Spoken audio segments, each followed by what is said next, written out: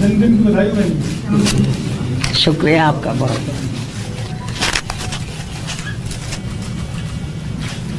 शुरू करें?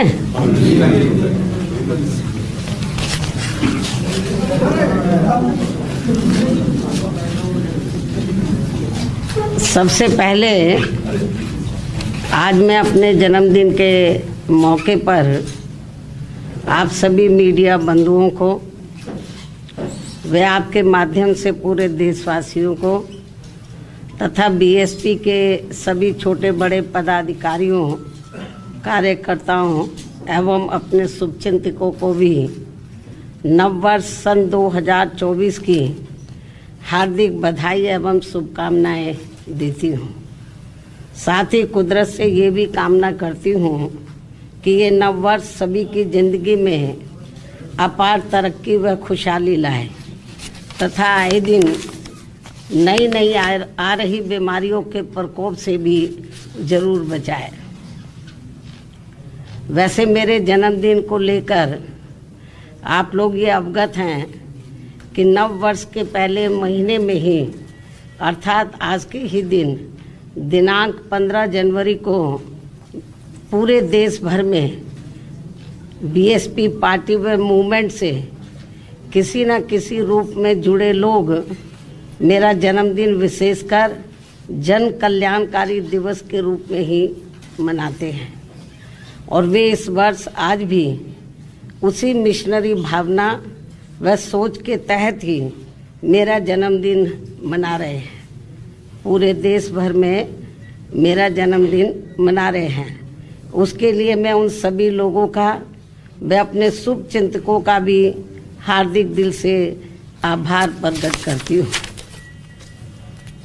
हालांकि इस मामले में मैं ये भी कहना चाहूँगी कि हमने यूपी में अपनी पार्टी के नेतृत्व में 4 बार रही सरकार के दौरान यहाँ सर्वजन हिताय व सर्वजन सुखाय के लिए और उसमें भी खासकर दलितों, आदिवासियों, अति पिछड़े वर्गों, मुस्लिम व अन्य धार्मिक अल्पसंख्यकों के साथ साथ गरीबों, मजदूरों, बेरोजगारों, छात्रों, युवाओं, महिलाओं, व्यापारियों, कर्मचारियों, किसानों व अन्य मेहनतकश लोगों के हित एवं कल्याण के लिए भी अनेकों अति महत्वपूर्ण जन कल्याणकारी योजनाएं शुरू की हैं, जिनके अब देश में दूसरी पार्टियों की सरकारें नकल करके व नाम एवं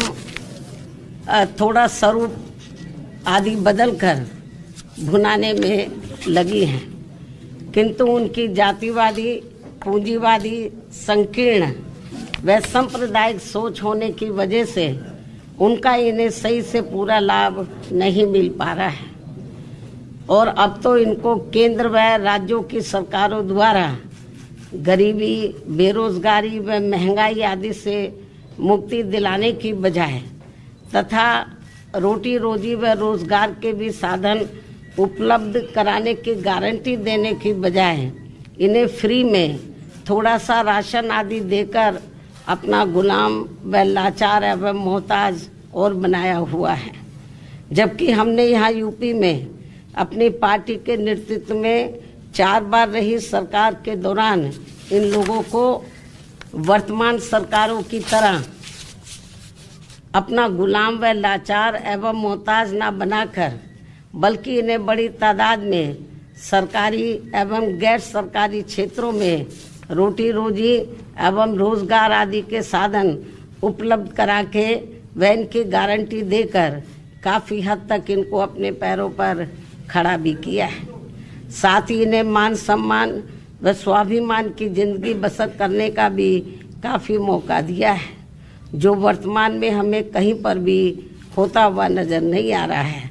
और अब पिछले कुछ वर्षों से केंद्र व राज्यों की भी सरकारों द्वारा अपने इन सब कमियों पर पर्दा डालने के लिए जिस प्रकार से धर्म व संस्कृति की आड़ में राजनीति की जा रही है, तो उससे अपने देश का संविधान एवं लोकतंत्र मजबूत नहीं बल्कि कमजोरी होगा। ऐसी स्थिति में आज मैं अपने जन्मदिन के खास मौके पर व मीडिया के जरिए इन सभी दुखी एवं पीड़ित लोगों से व विशेषकर बहुजन समाज के सभी वर्गों से अर्थात दलितों, आदिवासियों, अति पिछड़े वर्गों, मुस्लिम व अन्य धार्मिक अल्पसंख्यक समाज के लोगों से ये कहना चाहूँगी कि वे अपनी रोटी रोजी व रोजगार आदि के लिए तथा मान सम्मान एवं स्वाभिमान की जिंदगी बसर करने व अपनी वर्तमान एवं आगे आने वाली पीढ़ी की बेहतरी के लिए भी अपने संतों, गुरुओं व महापुरुषों में भी खासकर महात्मा ज्योतिबा फूले, श्री छत्रपति शाहू जी महाराज, श्री नारायण गुरु, परम पूज्य बाबा साहब डॉक्टर भीमराव अंबेडकर एवं मान्यवर श्री कांशीराम जी आदि के बताए हुए रास्तों पर चलकर अपनी एकमात्र हितैषी पार्टी बीएसपी को हर मामले में जरूर मजबूत बनाना है तथा जिनके हित व कल्याण के लिए मैंने अपनी पूरी जिंदगी भी समर्पित की है। साथ ही केंद्र व राज्यों की भी सत्ता खुद अपने हाथों में लेकर बाबा साहब डॉक्टर भीमराव अंबेडकर द्वारा निर्मित संविधान में दिए गए संवैधानिक कानूनी अधिकारों का भी सही से पूरा लाभ लें, तभी फिर वास्तव में इन वर्गों के लोग अपनी खुशहाल जिंदगी व्यतीत कर सकते हैं। और ये सब हमने उत्तर प्रदेश में अपनी सरकार के समय में काफ़ी कुछ करके भी दिखाया है, जबकि कांग्रेस, बीजेपी व इनकी सभी सहयोगी पार्टियां भी जिनकी सोच, सिद्धांत एवं कार्यशैली पूर्ण रूप से जातिवादी, पूंजीवादी, संकीर्ण, सांप्रदायिक व सामंतवादी भी है, ऐसी ये पार्टियां सत्ता में बने रहकर इनको कभी भी अपने पैरों पर खड़े होते हुए देखना नहीं चाहती हैं। ऐसे में फिर इन सभी विरोधी पार्टियों की सरकारों के चलते इनका सही से पूरा विकास व उत्थान आदि नहीं हो सकता है। इतना ही नहीं बल्कि देश में SC, ST व OBC वर्गों के लोगों को सरकारी नौकरियों एवं अन्य और क्षेत्रों में भी आरक्षण दिए जाने की संविधान में जो व्यवस्था की गई है, तो उनका भी अब इन विरोधी पार्टियों की रही सरकारों में इन्हें पूरा लाभ नहीं मिल पा रहा है तथा अन्य और मामलों में भी इनकी लगभग यही खराब व दयनीय स्थिति बनी हुई है। इसलिए इन सब बातों को ध्यान में रखकर देश में गरीबों, मजदूरों, बेरोजगारों तथा बहुजन समाज के सभी वर्गों के लोगों को बीएसपी से जुड़ना तथा इन्हें फिर सत्ता तक पहुंचना बहुत जरूरी है।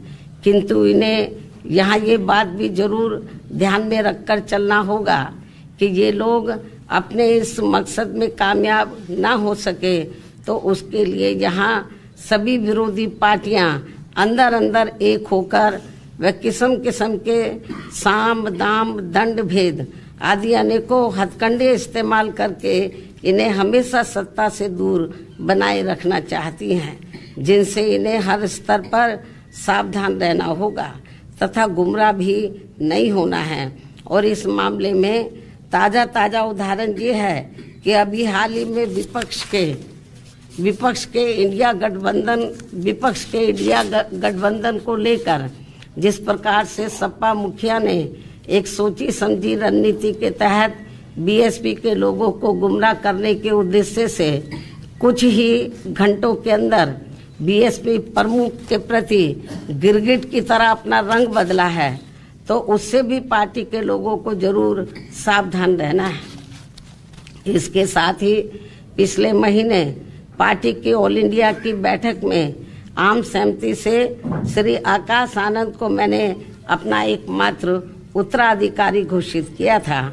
तो उसके बाद से बीच बीच में अब मीडिया में ये भी फर्जी व गलत खबरें प्रचारित की जा रही हैं कि ऐसा लगता है कि अब बीएसपी प्रमुख जल्दी ही राजनीति से संन्यास लेने वाली है, जिसमें रत्ती भर भी सच्चाई नहीं है। जबकि मेरी जिंदगी का आखिरी सांस भी पार्टी को मजबूत बनाने में ही लगा रहेगा। इस किस्म की फर्जी व गलत खबरों से भी पार्टी के लोगों को गुमराह नहीं होना है। और अब तो चुनावों में ईवीएम में अधिकांश धांधली व गड़बड़ी किए जाने की मिल रही खबरों से भी बीएसपी के लोग भी काफी ज्यादा दुखी व चिंतित भी हैं। हालांकि ऐसी स्थिति में ये व्यवस्था बाहरी देशों की तरह कभी भी यहाँ खत्म हो सकती है। ऐसे में अपनी पूरी ऊर्जा से पार्टी को मजबूत बनाने में लगे रहना है। अपनी पार्टी के लोगों को ऐसे में अपनी पूरी ऊर्जा से पार्टी को मजबूत बनाने में लगे रहना है। और यदि पार्टी के लोग इन सभी हालातों का मुकाबला करके अपनी पूरी ईमानदारी व निष्ठा से आगे बढ़ने की पहल करते हैं, तो फिर हमारी पार्टी जरूर आगे बढ़ेगी। इसी भरोसे के साथ ही अब मैं अपने जन्मदिन के शुभ अवसर पर अपनी पार्टी व मूवमेंट के हित में हर वर्ष की तरह इस वर्ष भी मेरी लिखित पुस्तक मेरा संघर्षमय जीवन एवं बीएसपी मूवमेंट का सफरनामा के 19वें हिंदी एवं अंग्रेजी संस्करण का विमोचन भी करती हूँ। और ये पुस्तक खासकर वर्तमान युवा पीढ़ी व पार्टी में नए जुड़े लोगों के साथ साथ आगे आने वाली पीढ़ी के लिए भी उनका एक उज्जवल एवं बेहतरीन मार्गदर्शक बनने का काम करेगी, जिससे मैं हर वर्ष इस पुस्तक के जरिए आज के ही दिन अपने लोगों को ये खास तोहफा भी देती हूँ। और अब मैं इस अति महत्वपूर्ण पुस्तक का विमोचन करने से पहले पार्टी के लोगों से ये भी अनुरोध करती हूँ कि अब देश में लोकसभा के आम चुनाव होने का भी समय बहुत कम ही रह गया है। और यदि इस चुनाव में पार्टी के लोग मेरे दिशा निर्देशों के मुताबिक चलकर व रात दिन कड़ी मेहनत करके अपनी पार्टी का बेहतर रिजल्ट ले आते हैं, तो फिर यही इनका इस वर्ष मेरे जन्मदिन का खास तोहफा भी होगा। वैसे मुझे पूरी उम्मीद है कि पार्टी के सभी लोग अपने तन मन धन की पूरी ऊर्जा, शक्ति, एकजुटता तथा आपसी भाईचारे के साथ मिलकर लोकसभा का ये आम चुनाव पूरी दमदारी के साथ ही लड़ेंगे और केंद्र की सत्ता में अपनी प्रभावी भागीदारी भी सुनिश्चित करेंगे। इसके साथ ही इस चुनाव को लेकर यहाँ मैं ये बात भी फिर से स्पष्ट कर देना चाहती हूँ कि हमारी पार्टी देश में जल्दी ही घोषित होने वाले लोकसभा के ये आम चुनाव यहाँ गरीबों एवं उपेक्षित वर्गों में से विशेषकर दलितों, आदिवासियों, अति पिछड़े वर्गों, मुस्लिम व अन्य धार्मिक अल्पसंख्यक समाज के लोगों के बलबूते पर ही पूरी तैयारी व दमदारी के साथ अकेले ही लड़ेगी। और इन्हीं के बलबूते पर ही हमने सन 2007 में यहाँ आबादी के हिसाब से देश के सबसे बड़े प्रदेश उत्तर प्रदेश में अकेले ही चुनाव लड़कर फिर अपनी पार्टी की पूर्ण बहुमत की सरकार भी बनाई थी। इसलिए अपने इस अनुभव को भी खास ध्यान में रखकर हमारी पार्टी लोकसभा के ये आम चुनाव अकेले ही लड़ेगी तथा देश की जातिवादी, पूंजीवादी, संकीर्ण व सांप्रदायिक सोच रखने वाली सभी विरोधी पार्टियों से अपनी दूरी बना के रखेगी। अर्थात हमारी पार्टी यहाँ किसी भी गठबंधन व पार्टी के साथ मिलकर ये चुनाव नहीं लड़ेगी। इसके साथ ही यदि ये चुनाव सन 2007 में यूपी विधानसभा के हुए आम चुनाव की तरह फ्री एंड फेयर होता है, जिसमें उस समय ईवीएम में कोई भी धांधली व गड़बड़ी आदि नहीं की गई थी, तो फिर इस बार हमारी पार्टी लोकसभा के आम चुनाव अकेले ही लड़कर अपना बेहतर रिजल्ट जरूर लाएगी। यहाँ मैं ये भी कहना चाहूँगी कि हमारी पार्टी गठबंधन न करके अकेले ही चुनाव इसलिए लड़ती है क्योंकि इस पार्टी का सर्वोच्च नेतृत्व एक दलित के हाथ में है, जिनके प्रति अधिकांश पार्टियों की जातिवादी मानसिकता अभी तक भी नहीं बदली है।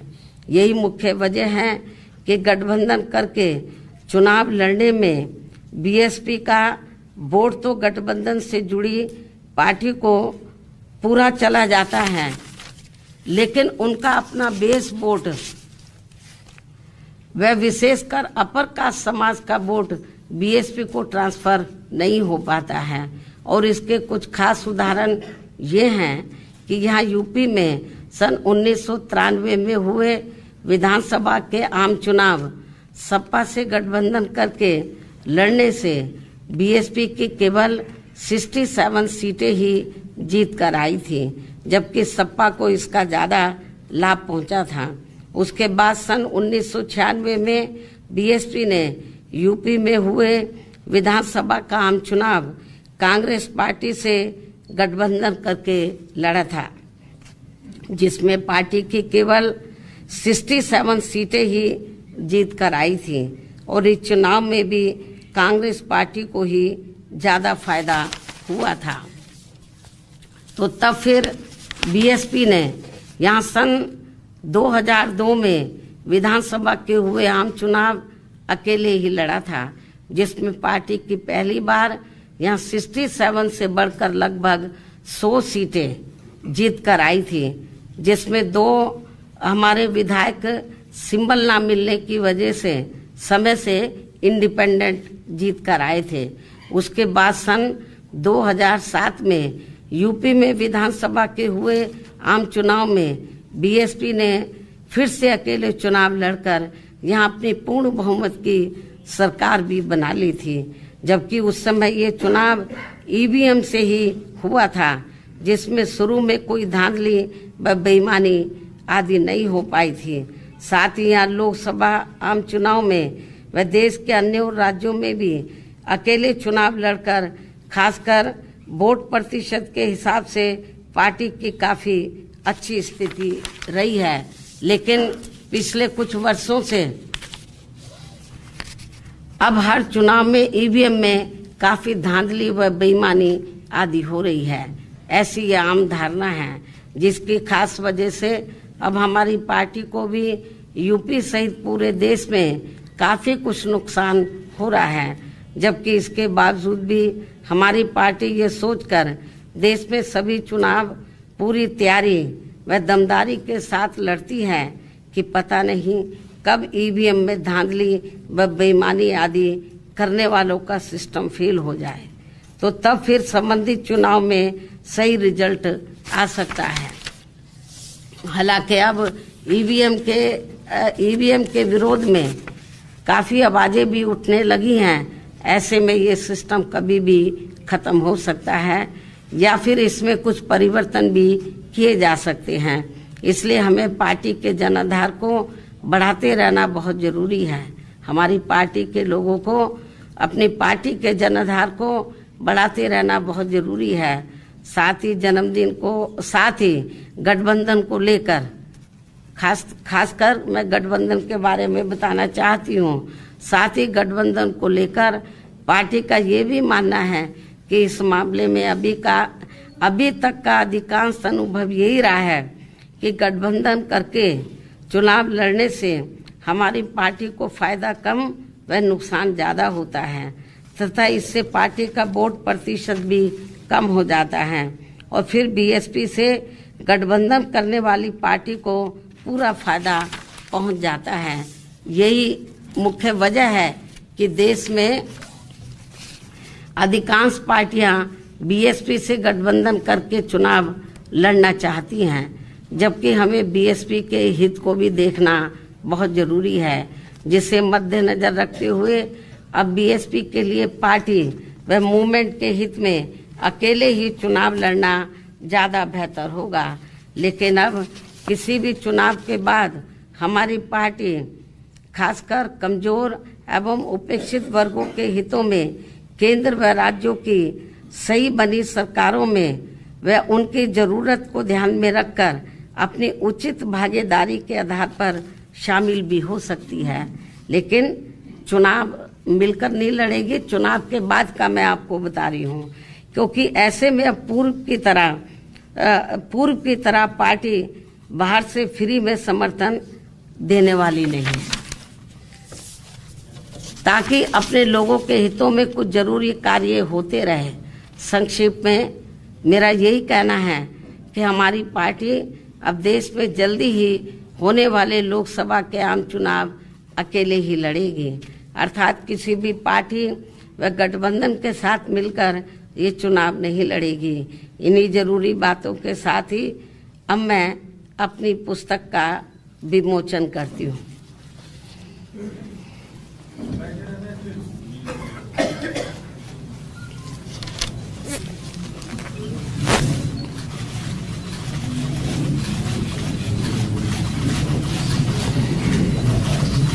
मायावती जी देश के तत्कालीन प्रधानमंत्री, पहले ये काम तो हो जाने दो।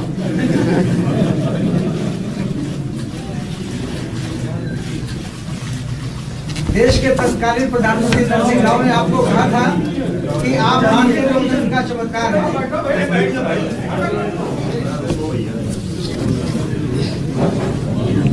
आपको किताब से नफरत है क्या? दोनों आप पकड़ लीजिए।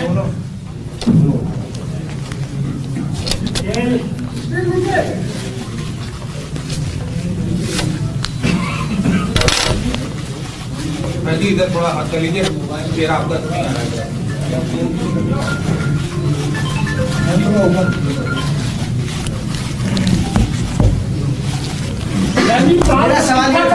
अरे मेरी बात तो खत्म कर लें दो पहले।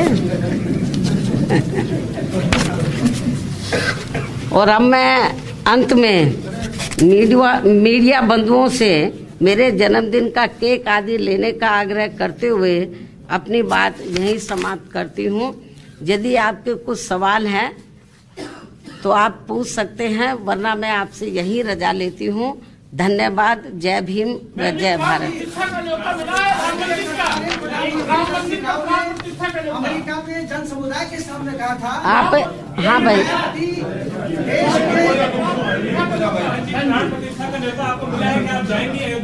आप एक ही सवाल पूछ लो पहले।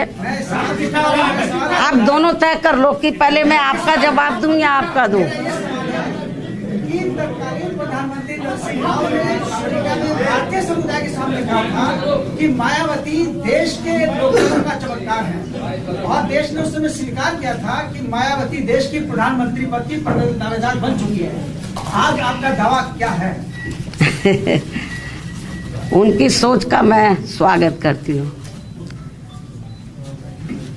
आपने ये सवाल पूछा कि आपको राम मंदिर से निर्माण से संबंधित जो कंप्लीट लगभग होने के लिए जा रहा है, उससे संबंधित जो प्रोग्राम इस महीने 22 जनवरी को होने के लिए जा रहा है, तो उसके संबंध में आपने ये सवाल पूछा है कि क्या आपको इसका निमंत्रण मिला है, यही आपका सवाल है। तो मैं आपको ये बताना चाहती हूँ कि मुझे इसका निमंत्रण मिला है। तो और अभी इसका मैंने वहाँ जाने का अभी कोई फैसला नहीं लिया है, क्योंकि अभी मैं अपने पार्टी के काम में बहुत व्यस्त हूँ। लेकिन अयोध्या में 22 जनवरी को राम मंदिर को लेकर जो भी कार्यक्रम होने के लिए जा रहा है, उसका हमारी पार्टी को कोई भी ऐतराज नहीं है, उसका हम स्वागत करते हैं। और आगे चलकर जब बाबरी मस्जिद को भी लेकर ऐसा कोई प्रोग्राम होता है तो फिर उसको भी लेकर हमारी पार्टी को कोई भी ऐतराज नहीं होगा, उसका भी हम स्वागत करेंगे।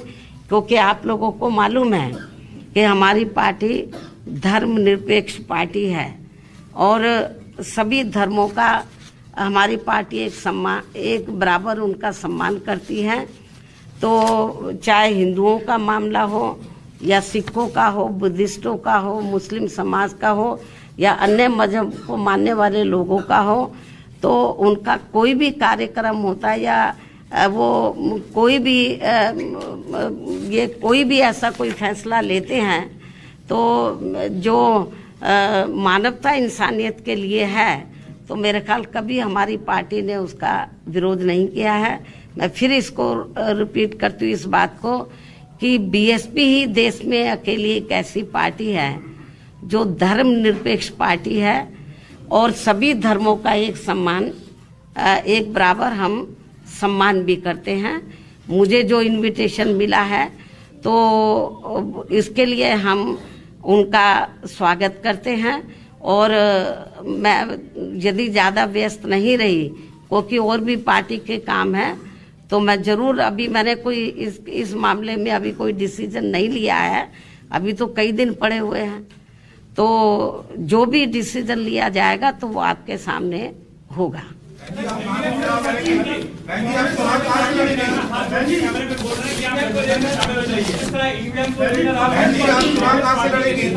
हाथ जोड़ के बोल रहे हैं कि आप गठबंधन में शामिल हो जाइए, क्या कांग्रेस पार्टी ने आपको औपचारिक कुछ निमंत्रण दिया है कि आप शामिल होइए प्लीज? नहीं, क्या कहना चाहते हैं हम? कांग्रेस पार्टी के जो नेता है, पूर्व नेता है, मौजूदा नेता है, वो सब कैमरे के सामने हाथ जोड़ के बोल रहे हैं कि बहन जी आप हमारे गठबंधन में शामिल हो जाइए। तो क्या कोई औपचारिक बातचीत हुई आपसे? मेरे ख्याल आपको ज्यादा मालूम होगा।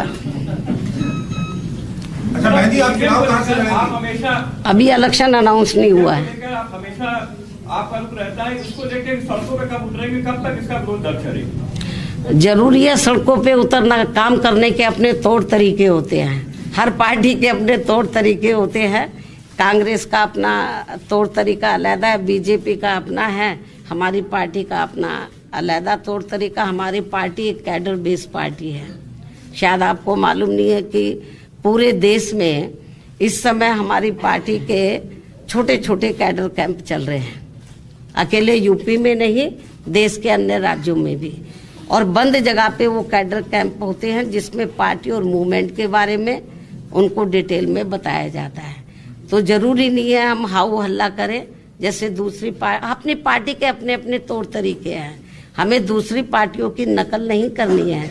हमारा जो अपना एक सिस्टम है काम करने का, उसके हिसाब से हम लोग चलते हैं। ऑनलाइन ऐप भी आपने जारी किया है? ऑनलाइन ऐप जारी करने हैं? अब ये तो चलता रहता है, अब ये आपके सामने आता रहेगा। हाँ हाल के चुनाव में मैडम, हाल के चुनाव में जो मत प्रतिशत था आपका भी दहाई से इकाई रह गया है, और ऐसी स्थिति में किस तरह से आपका ये मत प्रतिशत बढ़ेगा? राजनीति में उतार चढ़ाव आते रहते हैं। एक सवाल बहन जी और करना चाह रहा था कि ये कहा जा रहा है कि अगर गठबंधन बसपा नहीं करती है तो सारा फायदा जो है भाजपा को पहुंचेगा। अब कौन क्या सोच रहा है ये तो आप उन्हीं से पूछे, लेकिन मुझे तो ऐसा लगता है कि ये लोग जितना कांग्रेस बीजेपी वाले ये लोग चुनाव लड़ेंगे मजबूती से, तो आपको मालूम है कि इनका अपर कास्ट का वोट हमको मिलने वाला तो है नहीं, इनका बढ़ जाएगा, बीएसपी को फायदा भी हो सकता है।